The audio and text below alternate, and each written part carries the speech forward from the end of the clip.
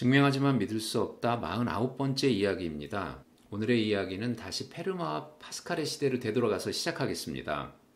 이 시대의 가장 중요한 수학적 성취가 따로 있습니다. 바로 좌표 평면의 발명입니다. 20대 초반의 프랑스 사람 데카르트는 직업 군인이 되겠다는 야망을 갖고 네덜란드의 용병으로 입대했습니다. 병행 침대에 누워 천장에 붙어있는 파리를 보면서 좌표계를 생각해냈다는 일화는 다들 알고 계시죠? 하지만 거짓입니다. 초등학생용 설명이랍니다. 데카르트 자신은 1619년 11월 10일 밤에 세 번의 꿈을 꾸었는데 신성한 영혼이 자신에게 새로운 철학을 계시했다고 믿었다고 하네요. 다음날 그 방을 나서면서 데카르트는 해석기하학을 공식화할 수 있다는 자신감을 가졌다고 합니다. 기하학 문제를 풀면서 수학의 재능을 나타냈던 데카르트는 당시까지 수학적 발전이 기하학과 대수학으로 분리되어 발전하고 있다는 사실에 주목하였고 이 둘을 통합하여 진정한 수학을 만드는 방법에 대해서 깊이 생각하기 시작하였었습니다. 데카르트는 1637년 그의 유명한 저서 방법 서설의 부록으로 기하학을 출판했습니다. 이 책에서 그는 해석기하학의 기본 원리를 상세히 설명하고 있는데요. 신성한 영혼의 계시를 받은 지 무려 20년 가까이 흐른 뒤네요. 해석기하란 간단히 생각하면 좌표를 이용하여 기하 문제를 수식으로 표현하기 정도로 생각할 수 있습니다. 기하의 대수화인 거죠. 데카르트는 이 방식으로 기하와 대수를 결합하였습니다. 방법서설의 부록인 기하학이란 이 책은 처음에는 많은 수학자들에게는 이해하기 어려운 책으로 여겨졌습니다. 데카르트의 표기법이 새롭고 복잡했기 때문이죠. 하지만 우리에겐 이미 익숙하답니다. XYZ 등은 미지수를, ABC 등은 상수를 나타냅니다. 점차 시간이 지나면서 이 책은 수학사에서 가장 중요한 저작 중 하나로 자리 잡게 됩니다. 이제 해석기하, 간단히 좌표기하라고 생각하면 되는데요. 해석기하의 등장이 파리 한 마리 정도의 노력으로는 가능하지 않다는 이야기를 해보겠습니다. 예전 영상에서 소개한 적이 있었던 입체의 배적 문제입니다. 정육면체의 부피를 2배로 하는 문제였는데 이미 플라톤의 시대에 해법이 나왔습니다. 플라톤과 친한 사이였지만 플라톤보다는 무려 50살 정도 어렸으며 알렉산더 대왕의 스승이라고도 알려져 있는 메나이크무스가 원뿔곡선을 발명하여 배적 문제를 해결하였습니다. 한마디로 2y는 x제곱과 xy는 1이라는 두 곡선을 만들었고 이들의 교점을 구한 겁니다. 참 쉽죠? 하지만 과연 쉬웠을까요? 메나이크무스가 창조해낸 원뿔곡선을 통해 놀라운 기하학의 세계를 잠시 경험해 보겠습니다. 그런데 메나이크무스가 만들어낸 원뿔곡선은 약 100년이 조금 넘게 지난 후 역시 고대 그리스의 위대한 수학자 아폴로니우스에 의해서 우리가 알고 있는 형태로 다듬어졌습니다. 메나이크무스가 만든 곡선들은 모두 원뿔을 잘라서 만들 수 있다는 간단한 성질이 확립되었는데요. 이 방식으로 위대한 기하의 세계로 들어가 보겠습니다. 직원뿔이 있네요. 비스듬히 한 평면으로 잘라보겠습니다. 둥그런 모양의 곡선이 얻어지죠? 두 개의 구를 내접시켜 보겠습니다. 각각 원뿔과 비스듬한 평면에 동시에 접합니다.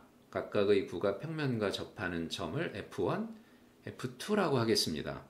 이 곡선은 어떤 성질을 갖고 있을까요? 둥그런 곡선 위에 한 점 P를 임의로 잡아서 F1과의 거리를 생각해 보겠습니다. 빨간색 선분인데요. 이 선분은 접선이죠. 평면을 따라 그린 접선입니다. 모든 접선의 길이는 같으니까 원뿔면을 따라 그린 접선, 주황색 선분의 길이와 같습니다. F2에 대해서도 마찬가지로 이야기를 할 수 있네요. 빨간색 두 선분의 길이의 합은 주황색 선분의 길이와 같아집니다. 그런데 그 길이는 두 구가 원뿔면과 접하는 두 원 사이의 선분의 길이라고 할 수 있으니 항상 같습니다. 그러니까 단면으로 만들어지는 둥그런 곡선은 아주 간단한 성질을 하나 갖고 있는 거군요. 거리의 합이 일정합니다. 다른 성질도 더 있는지 한번 볼까요? 작은 구가 원뿔면과 접하는 원이 있죠? 그 원을 포함하는 평면과 비스듬한 원래의 평면과의 교선을 생각해 보겠습니다. 이런 식으로 말이죠. 이제 둥그런 곡선 위에 임의점 P에서 그 직선에 이르는 거리, 녹색의 선분입니다. 한 초점, 빨간색 선분입니다. 그 두 선분의 길이의 비율을 한번 생각해 보겠습니다. 빨간색 선분의 길이는 원뿔면을 따라 그린 주황색 선분의 길이와 같고 단면으로 옮겨 보았는데요. 하지만 주황색 선분은 현재 비스듬히 기울어져 있네요. 다시 옮겨 보겠습니다. 다른 점 P를 잡아 똑같이 한번 해볼까요? 닮음인 도형이 얻어지네요. 녹색의 선분과 주황색 선분 길이의 비율은 닮음에 의해서 언제나 일정합니다. 기하학의 세계는 역시 위대하죠? 간단한 비밀이 숨겨져 있네요. 점과 직선 사이의 거리에 비해서 점과 초점 사이 거리가 짧습니다. 비스듬한 평면을 좀 옮겨 볼까요? 녹색의 선분과 주황색의 선분의 길이가 똑같습니다. 이번에는 주황색 선분의 길이가 상대적으로 더 길어졌군요. 하지만 어느 경우에도 녹색의 선분과 주황색 선분 사이의 비율은 항상 일정하답니다. 그 비율의 크기에 따라서 세 종류로 나누어서 생각할 수 있는 거군요. 역시 위대한 기하학의 세계였습니다.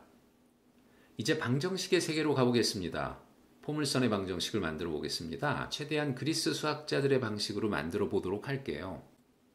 원뿔을 한 모선에 평행하게 자를 때입니다. 역시 구가 원뿔면에 접하는 원을 포함하는 평면과 원래의 비스듬한 평면 사이의 교선을 구해놓고요. 빨간색 직선입니다. 구와의 접점과 거리를 비교해 봅니다. 거리는 일치하죠? 그러니까 단면 위에 임의 점 P에서 F라고 표시한 구와의 접점에 이르는 거리와 빨간색 직선 사이의 거리는 반드시 같습니다. 자, 이것을 좀 돌려놓고 포물선의 성질을 좀 더 조사해 보겠습니다. 이 커다란 검은 점도 포물선 위의 점이기 때문에 거리가 같아야 합니다. 하나의 거리를 P라고 하죠. 이번에는 정사각형을 하나 그릴 수 있습니다. 한 변의 길이가 2P인 정사각형이네요. 밑에도 그릴 수 있습니다. 포물선은 이와 같은 특징에 의해서 표현할 수 있는데요. 이제 임의 점을 생각합니다. 대칭 축이 되는 선에 수선의 발을 내려서 피타고라스 정리를 써보겠습니다. PH의 제곱은 PF의 제곱 마이너스 FH의 제곱이네요. PF를 PQ로 바꿔놓고 인수분해합니다. PQ의 길이는 HR의 길이와 같죠? 변형하고 또 변형하고 또 변형해보니 이렇게 말할 수 있네요. 이제 포물선의 방정식을 만들 수 있는 그림입니다. 그러니까 포물선의 방정식은 가로축으로부터의 거리를 한 변으로 하는 정사각형의 넓이와 세로축으로부터의 거리를 한 변으로 하고 고정된 길이 4P겠죠? 그 고정된 길이를 한 변으로 하는 사각형의 넓이가 같아지는 점의 자취인 도형이군요. 적어도 그리스 수학자들의 방식으로는요. 현대의 방식으로 말하면 y제곱은 4px입니다. 쌍곡선은 어떤가요? 특수한 상황을 생각해 보겠습니다. 높이선의 평행한 평면으로 잘라보는 거죠. 더구나 직원뿔의 꼭지각 두 모선이 이루는 최대각도가 정확히 90도인 경우를 생각하겠습니다. 원뿔의 중심 축으로부터 거리 D인 평면으로 평행하게 잘랐다면 이와 같은 상황이 되면서 원의 성질을 쓸 수 있네요. 직각삼각형에서 수선의 발을 내린 셈이니 높이의 제곱은 BA 곱하기 BC와 같습니다. 자, 이제 이것을 좀 옮겨 볼까요? BA 곱하기 BC 부분을 이와 같이 변형해 볼 수 있습니다. 결국 쌍곡선이라고 하는 도형은 가로축에 이르는 거리와 세로축에 이르는 거리의 곱, 따라서 그 직사각형의 넓이가 일정한 그러한 자취인 도형이군요. 그러니까 이런 방정식들이 그리스 수학자들에게는 단순한 수식은 아니었다는 겁니다. 그냥 수식이 아니라 기하학적인 관계식, 이 경우에는 사각형들 사이의 넓이의 관계였습니다. 대수적이라기보다는 기하학적인 도형 사이의 관계를 나타내고 있는 그런 식이었던 거죠.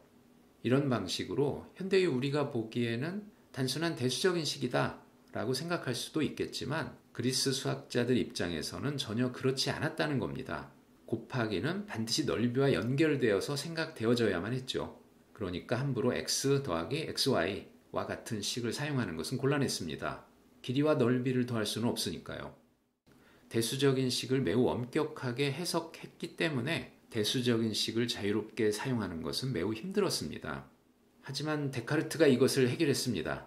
곱하기를 넓이로 생각할 필요가 없다. 오늘의 위대한 증명입니다. A, B의 길이가 단위 길이와 더불어 주어져 있습니다. A 곱하기 B를 작도해 볼까요? 평행선의 작도를 통해서 A 곱하기 B를 길이로 간단히 표현할 수 있네요. 닮은 B를 이용한 것입니다. 간단하지만 위대한 작도, 바로 이것이 오늘의 증명입니다. 대수는 이제 기하로부터 완전히 해방될 수 있었고 드디어 신성한 영혼이 계시하였던 완전한 수학이 탄생하였습니다.